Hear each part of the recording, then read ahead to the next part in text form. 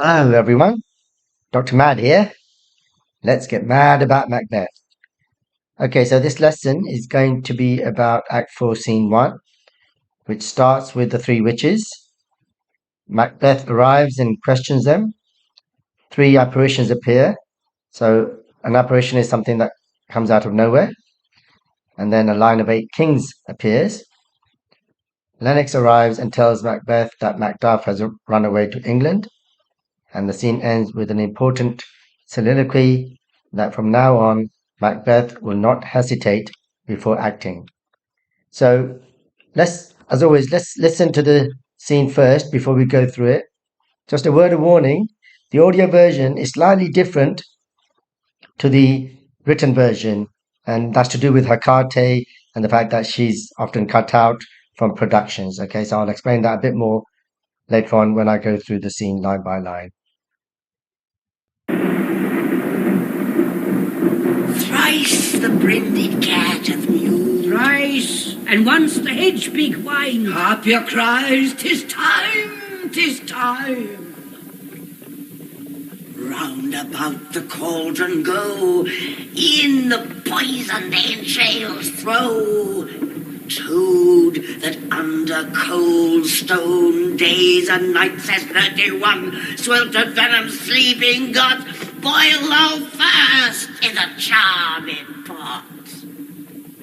Double, double, toil and trouble, fire burn and cauldron bubble. Fillet of a finny snake, in the cauldron boil and bake.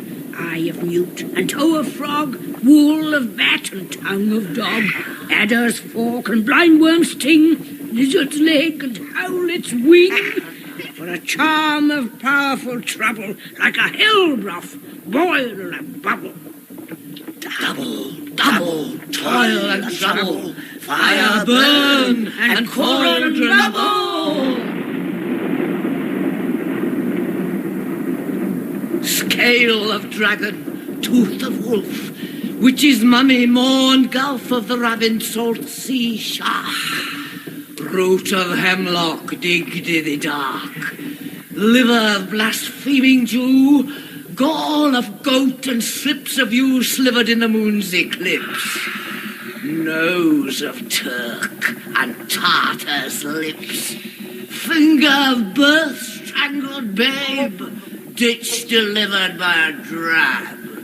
Make the gruel thick and slag. Add thereto a tiger's children for the ingredients of our cauldron. Double, double, toil and trouble, fire burn and cauldron bubble. By the pricking of my thumbs, something wicked this way comes. Open locks, whoever knocks. How now, you secret black and midnight hags, what is't you do? A deed without a name. I conjure you by that which you profess, howe'er you come to know it, answer me. Though you untie winds and let them fight against the churches, though the yeasty waves confound and swallow navigation up, though bladed corn be lodged and trees blown down, though castles topple on their warders' heads, though palaces and pyramids do slope their heads to their foundations, though the treasure of nature's germ tumble altogether even till destruction sicken, answer me to what I ask you. Speak, Demand. we'll answer. Say, if thou'dst rather hear it from our mouths, or from our masters. Call them, let me see them. Pour in sow's blood that hath eaten her 9 farrow, grease that's sweaten from the murderer's gibbet, throw into the flame. Come high or low, thyself and office deftly show.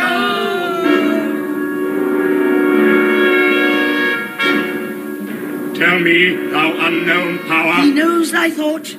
Hear his speech, but say thou naught. Macbeth, Macbeth, Macbeth.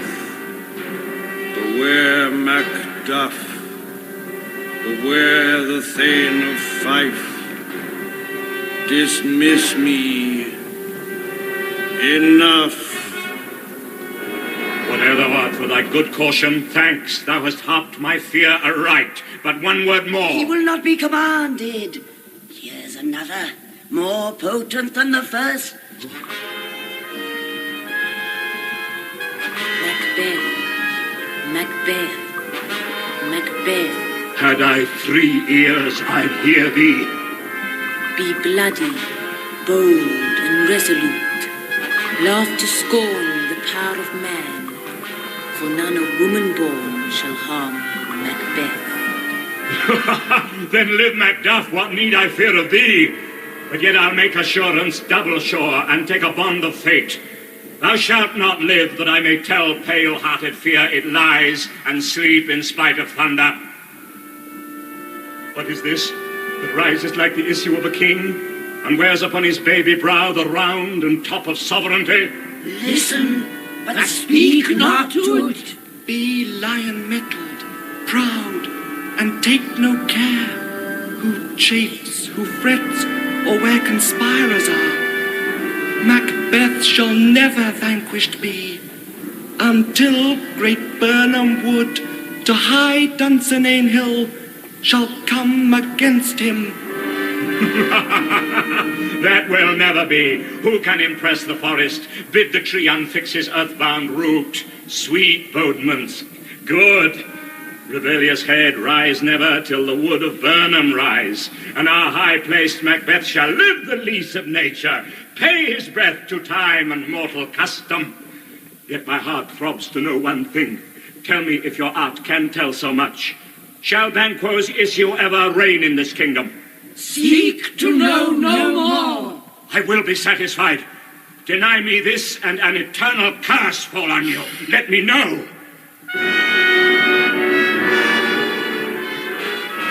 Why sinks that cauldron? And what noise is this?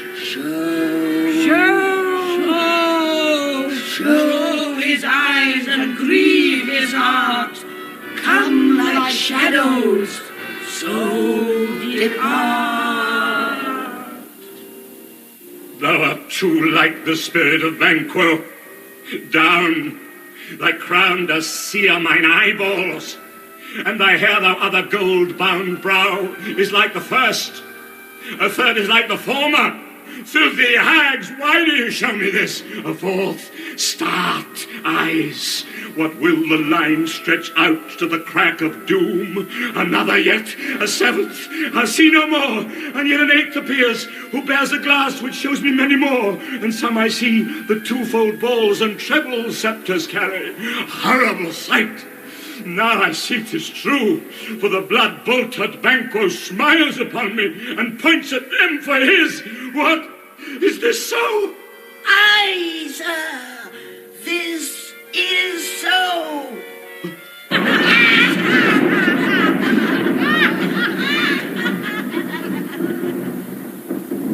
Where are they? Gone?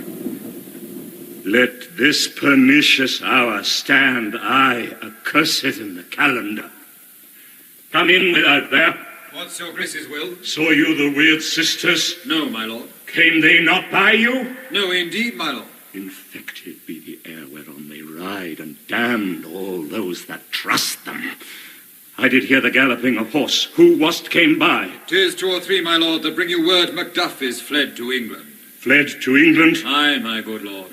Time, thou anticipatest my dread exploits. The flighty purpose never is o'ertook unless the deed go with it.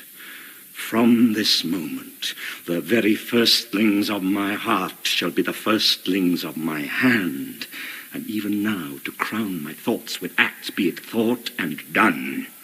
The castle of Macduff I will surprise, seize upon Fife, give to the edge of the sword his wife, his babes, and all the unfortunate souls that trace him in his line. No boasting like a fool, this deed I'll do before this purpose cool. But no more sights.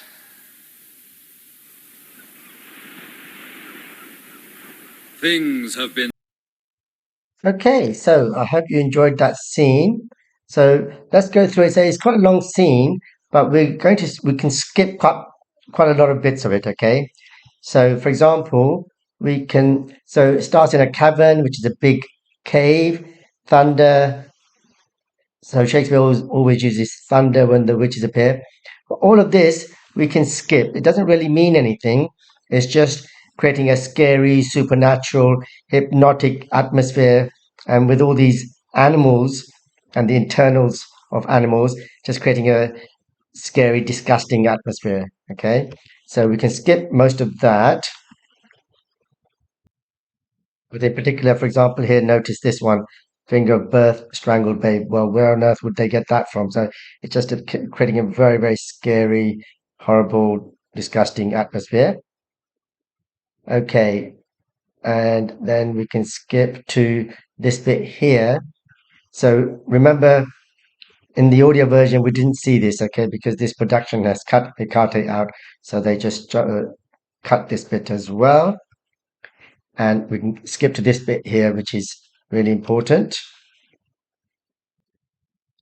And actually, by the way, notice that when the witches speak, Shakespeare uses a much faster rhythm, so to add to this hypnotic atmosphere. Okay, so this bit's important because notice that the witches can sense Macbeth because of his evil nature. So even when he's not there, even when he's not in sight, from a distance, he's so evil now, or he's become so evil that they can sense it before he even arrives nearby or near to them.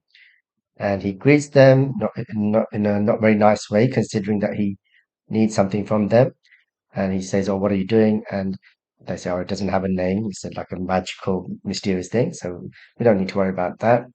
And then he kind of begs them or commands them to answer these questions. And he says that even though you can command nature and make the winds do this and the waves do that, actually, it's not really them who do these things. It's Hecate, we know that. By the way, Yesti technically means trivial, but in this case, it doesn't mean trivial. I mean, it also means foamy, so maybe it's meant to mean here like huge waves, and when waves are huge, they create foam. Okay, so don't be confused by this meaning here.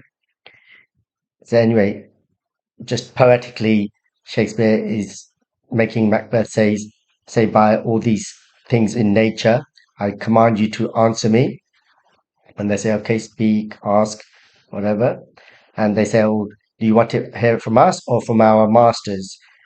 And they're talking about the apparitions. Actually, the apparitions are obviously not the masters either. It's really Hecate who's created these apparitions. And he says, yes, I want to hear it from them. And this, again, we don't need to worry about. It's just more animals, just creating that disgusting or perpetuating, continuing the disgusting atmosphere. And now this is really important. So first apparition, an armed head. So it means a head, just a head with a helmet on it. And that's the first apparition. And Macbeth starts to talk to it, but they say, you don't need to talk. They can read your mind. And the first apparition speaks, repeats his name 3 times, and beware Macduff. So you just need to learn this bit here. This is really important. Beware the Thane of Five. So this is Macduff. He's from Five. And then it says, dismiss me enough. It goes, descend means to go down. So maybe he's going down into the earth. That would depend on the director, how he or she wanted to do that. But then he tries to talk to it, but the witch says it won't listen, it won't be commanded by you. But here's another one, more potent than the first, so more powerful. So second apparition is a bloody child, which means a child with blood on it. And it does the same thing as the first one, repeats his name 3 times. And this means that it's just poetic, meaning if I had 3 ears, I would listen with all 3 ears. In other words, I'm listening very carefully to you. So this is really important. The second apparition. For none of for none of woman born shall harm Macbeth. So we'll find out that Macduff was born by caesarean section. Now, you could argue there's a little bit of a hole in Shakespeare's story here, because surely, even if you're born by a caesarean section, you're still born of a woman, right? Anyway, I suppose it means that he's not born naturally. So, but as we're going to find that he was born by caesarean section, so this is something that Macbeth doesn't think about, and that descends as well. And then Macbeth says, "Oh well, in that case, Macduff can live. I don't need to fear him." But despite that, he says, "I'm going to make double sure. I'm going to kill him anyway. Okay, thou shalt not live. I'm going to kill him anyway, so that I don't have to fear anymore, and I can sleep even if there's thunder going on." And then, strangely enough, there is thunder going on.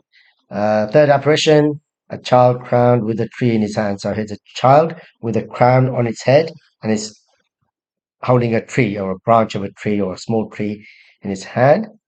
And Macbeth says, "What is this that comes up like the child of a king?" Issue means children. And that's wearing this crown. And they all say, "Don't talk, just listen." And this third apparition, now this is really important, but there's no phrase here that you can memorize easily. So for the third apparition, I would advise you to just paraphrase it. So you can just say something like that the third apparition says that when Vernon Wood moves to Dunsinane Hill, okay? And they're saying until that happens, nothing can happen to you. So that descends, and then Macbeth says, "Oh, well, in that case, I don't need to worry, because how can a forest move?" So he's saying these are good predictions because none of them can come true. And he says, "Oh, so I don't need to worry. I will live to ripe old age and die of natural causes. Okay, I shall live the lease of nature. So my full lifespan, mortal custom, until I die a natural death." But then he says, "Oh, but there's just one more thing I want to know. Will Banquo's children, so issue means children, will they become kings?" And they say, "Don't ask for any more." And he said, "No, you must tell me. If you don't, then an eternal curse on you, curse you for all time." And he said, "Why is the cauldron sinking?" So he's panicking. And then they do listen to him. So they said, "Okay, show." And now the final thing that he will see. And they're saying, "Oh, show him, and it will grieve his heart. It will make him sad and horrified."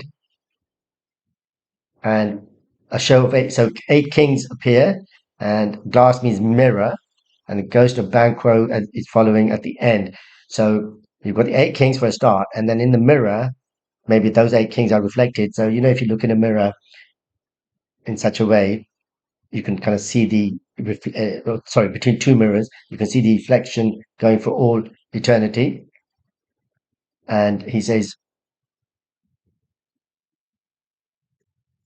so first he sees Banquo, and he says, "Oh, you look too much like Banquo," and obviously looks like Banquo because it is Banquo. "Down, go away." And then now here he's talking to the first king and saying, "Oh, your crown on your head is burning my eyes." Okay, and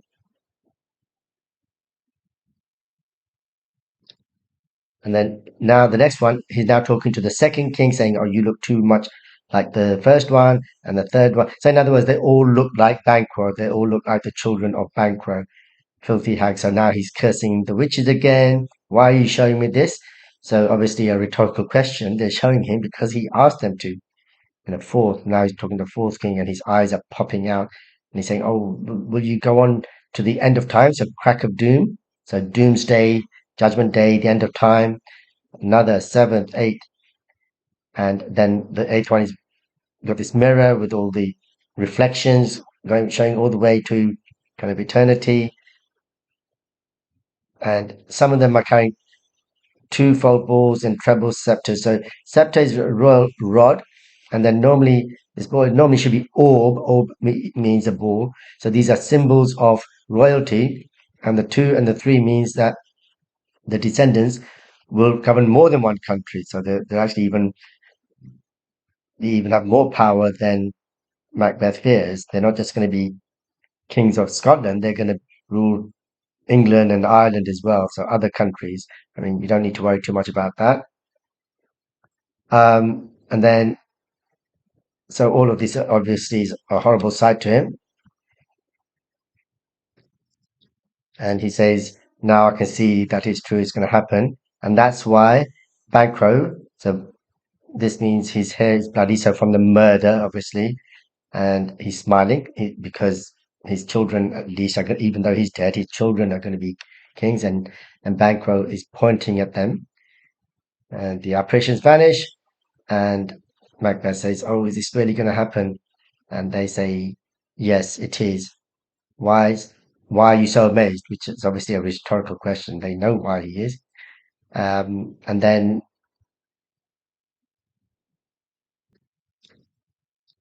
they say, "Oh, to cheer him up, let's give him a song and a dance, and so he can appreciate that we did what he basically asked us, right?" So I think this bit was maybe skipped by the audio because it includes a mention to Hecate, which has been cut out of the production. But that's fine. You don't need to worry about this. Yeah, actually, this bit you don't really need to worry about. And Macbeth says, "Oh, where are they gone? Let this horrible hour be cursed for all eternity." And now, remember, they're in a cavern, in a big cave. He hears a noise outside. Come in without there. So without means outside. Whoever's outside, come in. So Lennox comes in, and Lennox says, "Oh, what is your will?" And Macbeth says, "Did you see the witches?" He says, "No." And Macbeth says, "Did they not come by you?" He says, "No." So obviously they just disappeared into thin air. And this is interesting. He says, "Damn all those that trust them." Well, he trusted them, didn't he? He asked for them, he believed them, he wanted to believe them, at least when they predicted that he would become king. Obviously, it's all going horribly wrong now. Then he says, "Oh, I heard some horses who came by." And Lennox says, "Oh, it's two or three people, messengers, that bring word that Macduff has fled to England." And Macbeth says, "What?" And then Lennox says, "Oh, my good lord." Now, here, Shakespeare has maybe forgotten a stage direction. So this is meant to be a soliloquy. So, because obviously he doesn't want Lennox to hear. Well, I mean, a soliloquy obviously is his thoughts. Okay, so he's now thinking to himself, and starts with talking to time. What was that technique where you're talking to an object or something that can't hear? Apostrophe, yeah, not the punctuation mark. The technique. So he's talking to time, saying, "Oh, you anticipate the terrible things that I'm going to do." And he's saying that this is all poetic language to say that if you don't do something as soon as you think it, the moment will pass. So therefore, from now on, my first thought, my first feelings will be my first action. As soon as I think of something, I'm going to do it because otherwise I might not get a second chance. So he wanted to kill Macduff, but Macduff has run away. So he's now saying, right, to kind of put this new resolution in action, I'm going to attack the castle of Macduff. I'm going to kill his wife and children and anybody who's remotely connected to him. And he's doing this out of pure evil because the wife and the children and the other people can't harm him, really. There's certainly nothing in the predictions, in the prophecies to say that. So he's doing this just to give into his evil nature. And he's saying, "No more boasting. And I'm going to do this before I calm down, before I change my mind."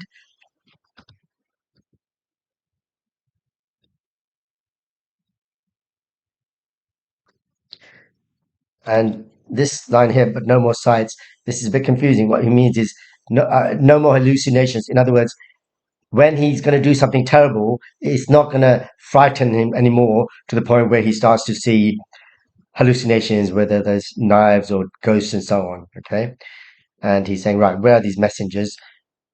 Take me to them so I can presumably question them. Okay.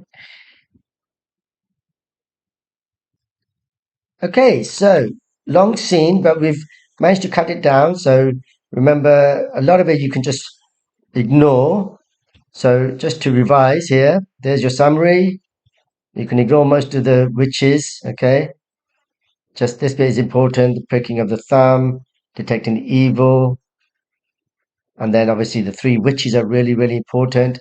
We've got those in the key quotations further down. Okay.